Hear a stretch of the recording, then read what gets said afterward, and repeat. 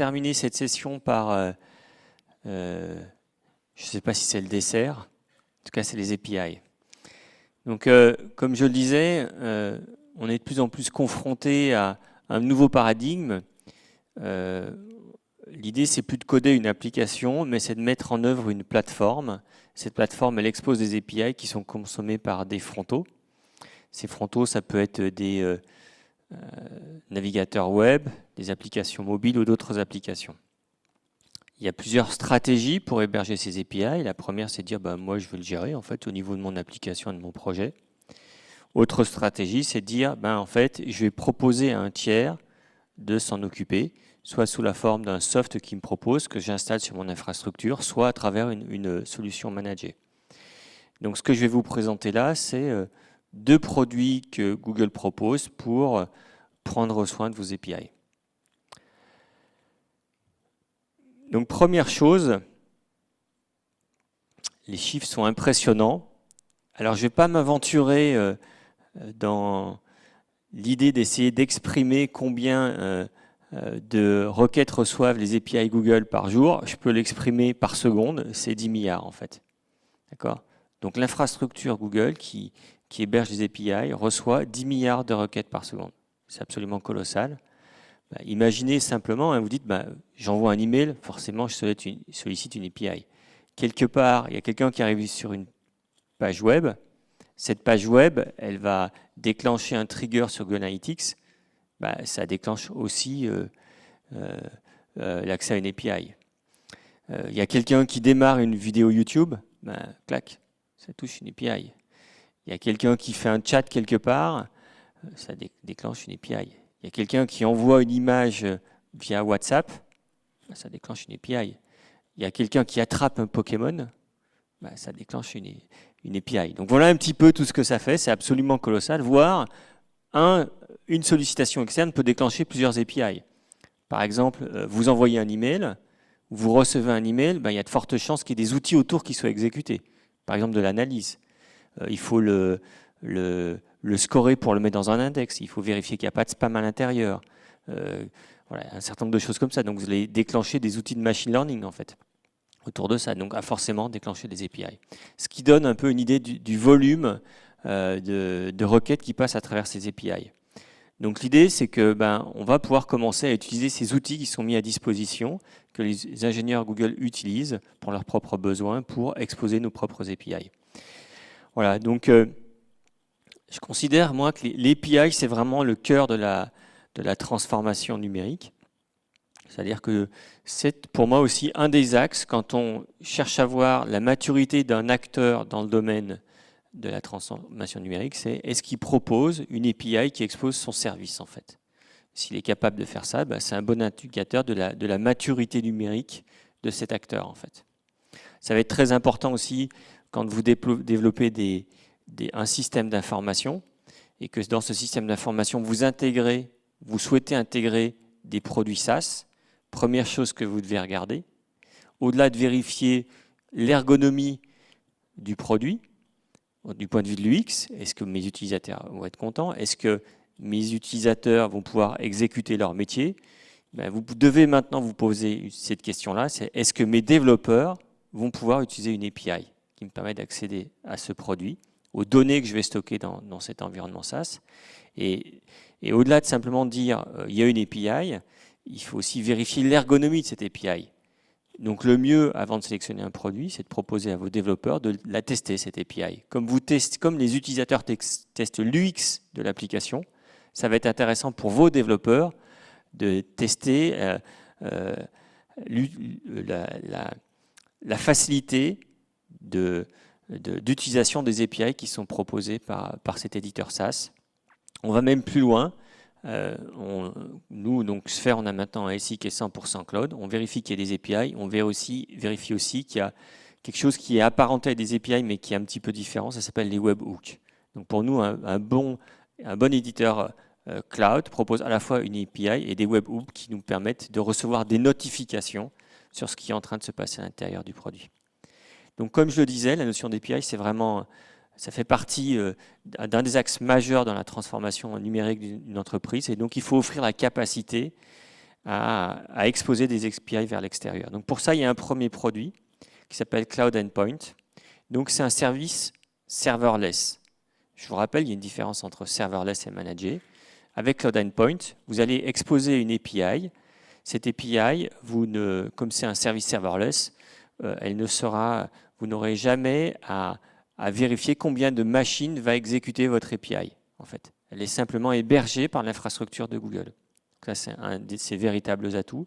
Donc, ça va apporter bien sûr des services périphériques, ça va apporter de la sécurité, de la vérification d'identité, vérifier par exemple qu'il n'y a pas de la protection contre des attaques de type DDoS sur vos API, un certain nombre de services comme ça basiques, et puis aussi des outils qui vous permettent de générer des librairies clientes, par exemple pour une application Android ou pour une application iOS ou pour une application web. Donc ça va vous faciliter la consommation de ces API. Ça va générer du code pour que votre API soit plus facile à consommer par l'écosystème. Donc Cloud Endpoint, c'est un service qui va pouvoir se mettre au-dessus d'autres services Google, comme par exemple App Engine, Kubernetes Engine, Cloud Run ou les Cloud Functions en fait. Donc vous avez du code métier et vous voulez l'exposer, vous pouvez le faire à travers les API. Première solution. En fait, il y a un autre axe qui est en train d'arriver, c'est que d'exposer son API, c'est bien.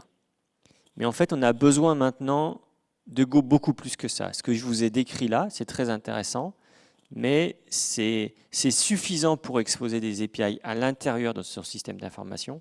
Mais dès qu'on veut publier des API à l'extérieur de son système d'information, il va falloir souvent d'autres outils. Et on parle à ce moment-là d'API management. Donc ça, c'est un marché qui est vraiment en pleine expansion.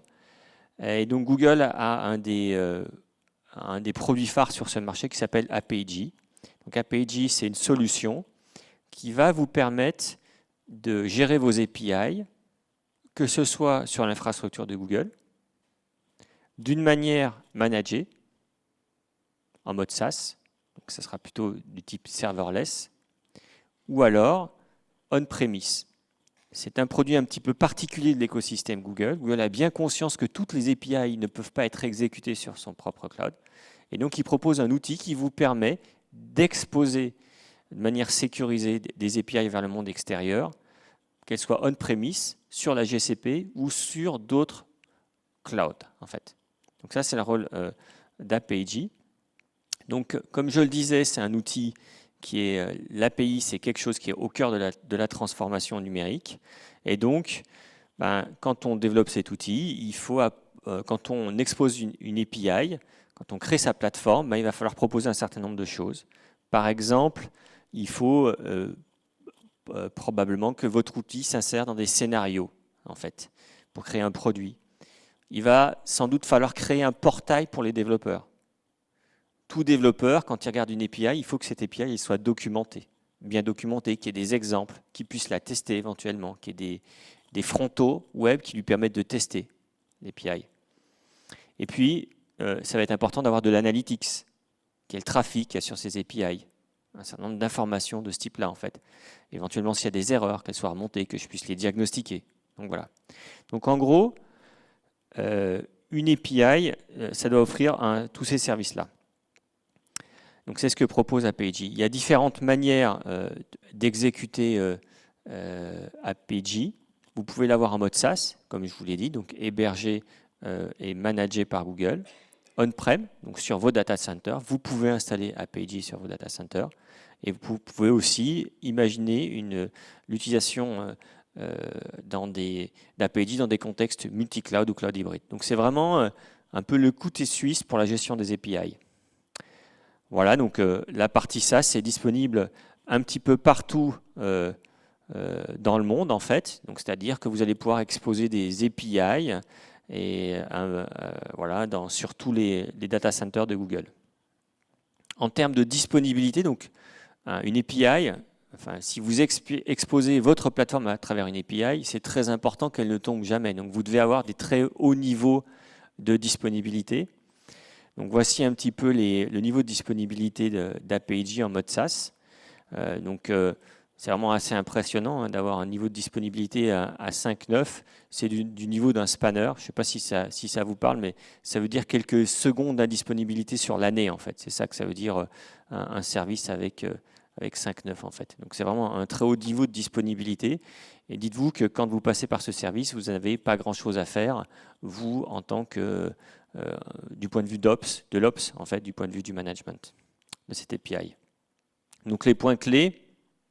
Donc APJ, c'est une solution multi-cloud, d'accord.